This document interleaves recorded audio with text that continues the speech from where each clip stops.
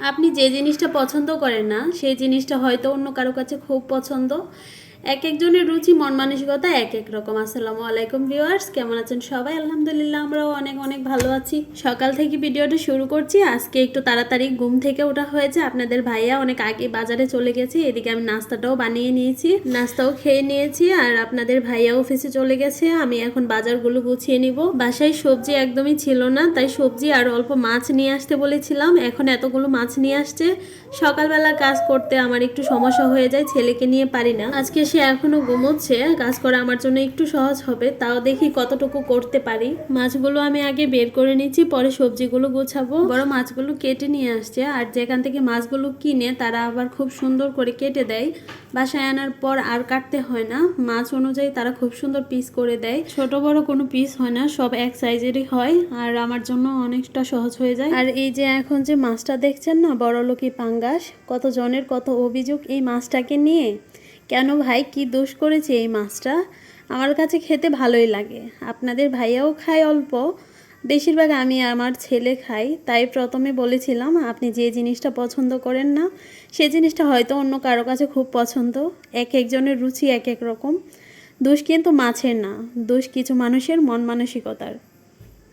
এক এক করে এখন সবগুলো মাছ আমি ধুয়ে নিব। চিংড়ি মাছগুলোকে ধুয়ে নিচ্ছি। চিংড়ি মাছগুলো কিন্তু ধুয়ে একটা বক্সের ভিতরে রেখে দিলে অনেক ভালো থাকে, অনেক দিন টাটকা থাকে। চিংড়ি মাছ সবসময় আমি এভাবেই রাখি। কাটা মাছগুলো আমি ধুয়ে নিব।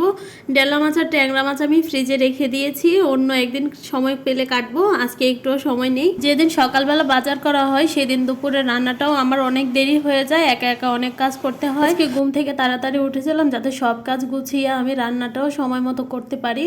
এদিকে আমার সব মাছগুলো ধোয়া হয়ে গেছে, মাছগুলো আমি ভাগ ভাগ করে রেখে দিয়েছিলাম। যখন যে মাছ রান্না করব তখন সেটাই বের করব, এই কারণে আমি ছোট ছোট ভাগ করে রাখি। আর এদিকে আমি সবজিগুলো গুছিয়ে নিচ্ছি, তার ভিতরে আমি ভাত বসিয়ে দিয়েছি। সবজিগুলো গুছাতে গুছাতে আমার ভাতটাও হয়ে যাবে। আজকে দুপুরবেলা রান্না করব রুই মাছ দিয়ে শীতের সবজি আর বেগুন ভাজা।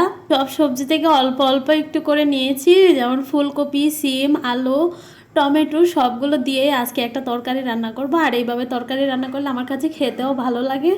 প্রথমে মাছটাকে আমি ভেজে নিয়েছি, মাছ ভাজা হয়ে গেলে আমি উঠিয়ে নিয়ে তারপর আমি বেগুনটা একই তেলে ভেজে নিয়েছি একই কড়াইয়ে। বেগুন ভাজাটাও আমার হয়ে গেছে, এখন আমি তরকারিটা বসিয়ে দিব। শীতের সবজি দিয়ে এমন একটা তরকারি সবাই রান্না করে, খেতেও কিন্তু অনেক ভালো লাগে। আজকে এই সবজিগুলো দেখে তো আমার মনে হচ্ছে বাসায় পুরো শীত চলে আসছে।